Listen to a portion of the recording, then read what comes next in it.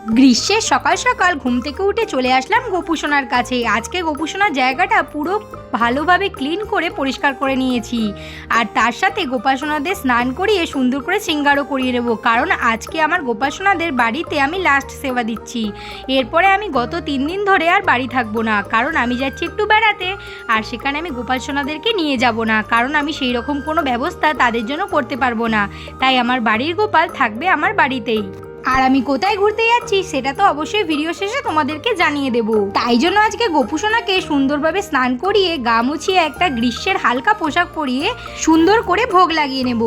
আর আমি যে ওদেরকে বাড়িতে রেখে যাব, তাই জন্য কিছু শুকনো খাবারের ব্যবস্থা আমি করে দিয়ে যাব, যেমন কাজু, কিশমিশ আর কিছু ফল, এই জাতীয় খাবার আমি গোপুসোনার জন্য বাড়িতে রেখে তুলসী পাতের সহযোগে দিয়ে যাব। আর আমাদের এখানে তো এখন বেশ গরম পড়েছে, তাই জন্য আমি প্রত্যেক গোপালকে একদম হালকা পোশাক পরিয়েছি, যাতে ওদের একটু গরমে কষ্ট না হয়। আর দেখো আমাদের গোলাসোনা একেবারে স্নান করে তৈরি হয়ে গেছে, আর কতই সুন্দর লাগছে ওকে। 3 জনকে আমি বসিয়ে নিয়েছি সিংহাসনে, আর এখন আমি কিছু সাদা ফুলের মালা নিয়ে এসেছি, যেগুলো ওকে পরিয়ে দিচ্ছি এখন। কিন্তু আমি যাওয়ার আগে ফুলের মালাগুলো খুলে দিয়ে যাব, কারণ এগুলো আমি আস্তে আস্তে পুরো শুকিয়ে যাবে, আর শুকনো মালা আমি আমার গোপালের গলায় একদম রাখতে পছন্দ করি না।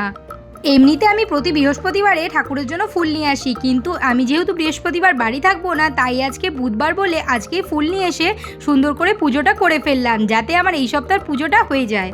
আর এইবার তোমাদের সাথে চটজলদি শেয়ার করে নিই যে আমি কোথায় যাচ্ছি গোপাসোনাকে রেখে। আসলে বেশ কিছুদিন ধরে তোমাদের সবাইকে আমি ভিডিওতে শেয়ার করেছি যে জগন্নাথ প্রভু আমাকে অনেক আকর্ষণ করছে, তাই জন্যেই আমি পুরী যাওয়ার সিদ্ধান্ত নিয়েছি। আর আমাদের টিকিট তোলা হয়ে গেছিলো আগে থেকেই, কিন্তু যেহেতু টিকিট কনফার্ম হয়নি, তাই আমি কাউকে সেই ব্যাপারটা জানাইনি। আজ আমি ফাইনালি তোমাদেরকে জানিয়ে দিলাম যে কাল আমরা চলে যাচ্ছি।